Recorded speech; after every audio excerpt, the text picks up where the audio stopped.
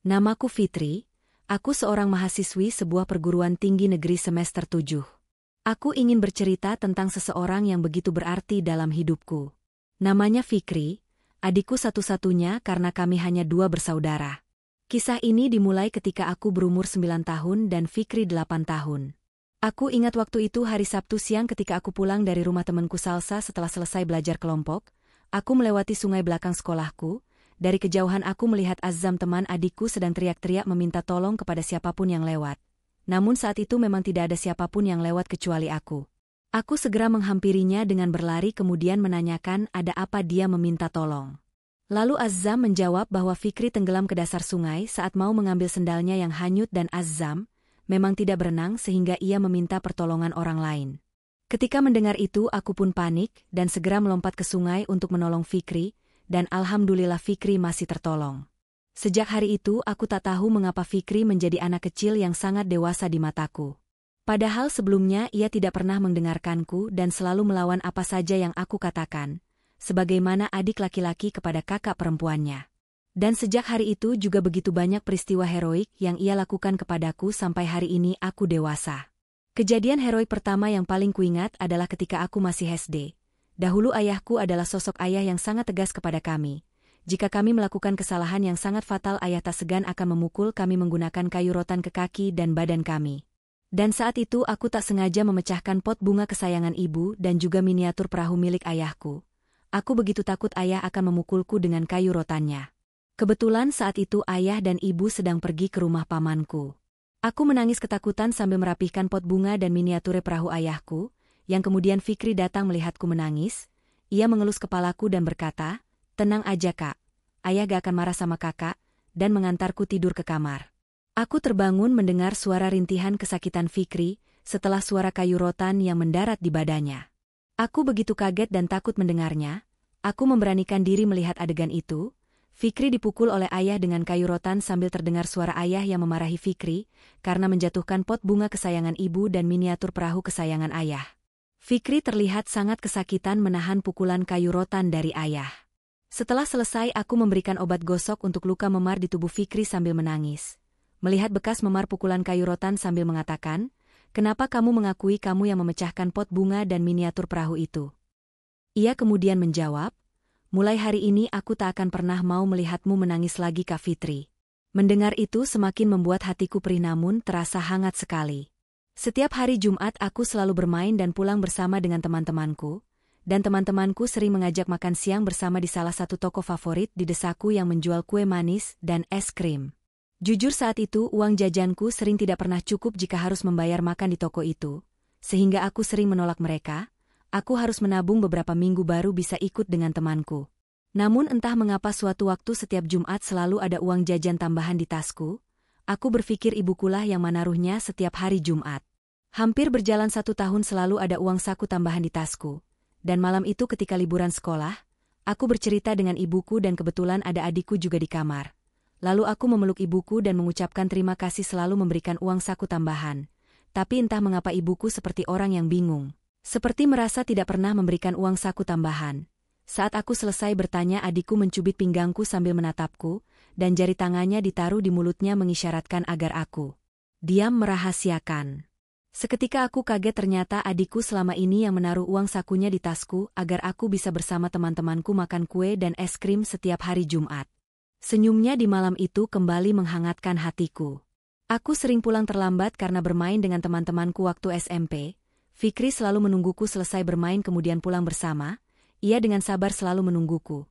Selain karena ingin menjagaku saat pulang sekolah, tapi ia juga melindungiku dari pertanyaan ibuku kenapa pulang terlambat. Ia selalu menutupi waktu bermainku dengan mengatakan bahwa ada pelajaran tambahan dari sekolah. Tak pernah sekalipun ia tak menungguku jika aku pulang terlambat, karena bermain terlebih dahulu dengan teman-temanku. Sejak SMP Fikri mulai rajin berlatih pencak silat di desaku. Kalau kutanya katanya agar badannya sehat dan kuat. Hingga suatu saat ketika kelas 2 SMA, aku termasuk salah satu siswi yang mendapat perlakuan kasar dan bully dari kakak-kakak seniorku. Hal ini disebabkan karena aku menolak perasaan seorang siswa senior yang menyukaiku, sehingga ia sering membuliku bersama teman-temannya.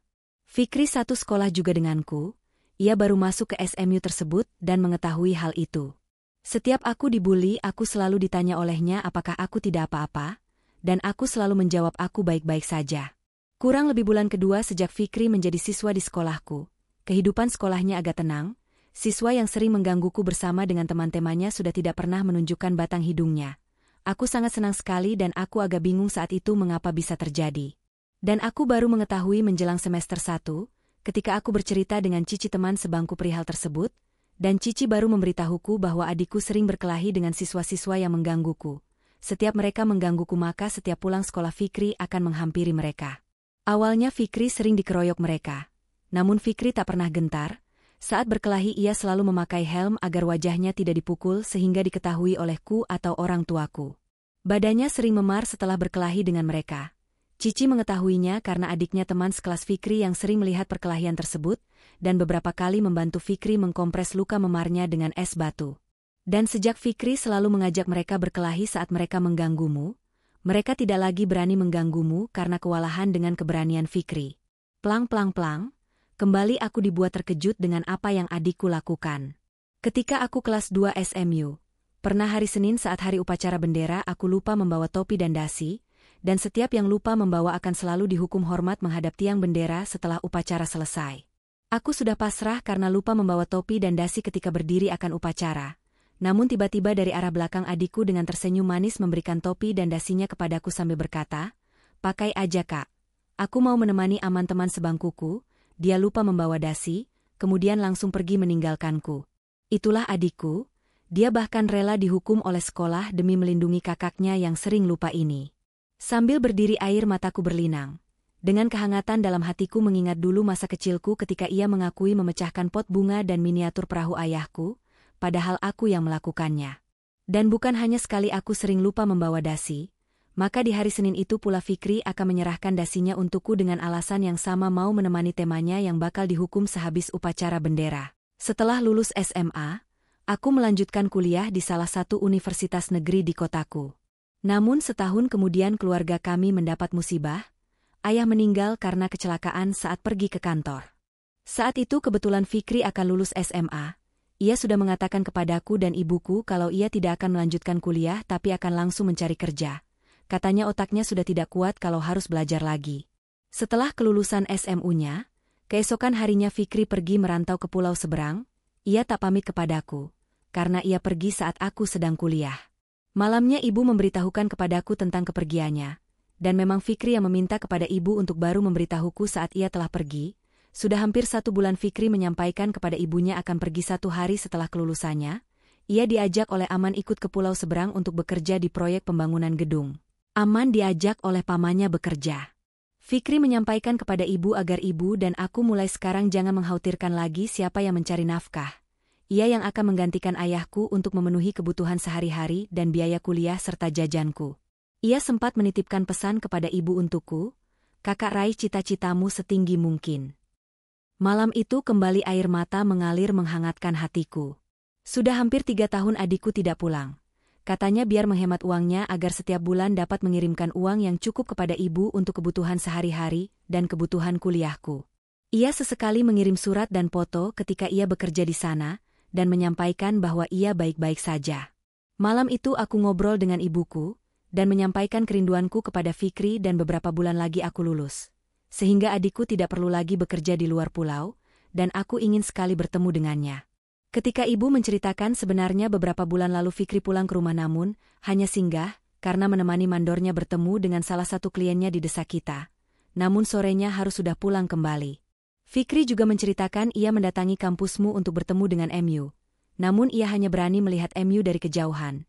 Saat itu katanya kamu sedang berbincang dengan beberapa temanmu di kampus, dan ia berpikir jika ia menemuimu saat itu, ia akan membuatmu malu dengan penampilannya saat itu yang tidak rapi dan lusuh. Ia tak mau kamu malu di depan teman-temanmu. Aku menangis kembali saat itu dan menyampaikan kepada ibuku, sampai kapanpun aku selalu bangga memiliki adikku itu. Beberapa bulan lalu aku mengirim surat kepada Fikri agar segera pulang, karena aku sudah lulus dan mendapat pekerjaan. Selama ini ia tidak pernah membalas suratku atau ibu dengan banyak kalimat, ia sering hanya membalas dengan beberapa kalimat saja, sama seperti balasannya suratku ini. Ia menulis dalam suratku, "Kakak aku akan terus bekerja sampai aku bisa menabung untuk pernikahanmu kelak. dan agar kamu tidak perlu memikirkan kebutuhan sehari-hari untuk ibu, karena itu sudah menjadi tanggung jawabnya. Sambil membaca kembali air mataku menetes, sambil memandangi foto adikku yang ia kirimkan bersama suratnya. Itulah si kecilku yang berhati malaikat. Waktu terus berlalu. Sudah hampir 6 bulan tidak ada kabar dari Fikri, dia tidak menelepon atau mengirim surat. Aku sangat khawatir. Apakah kamu baik-baik saja adikku?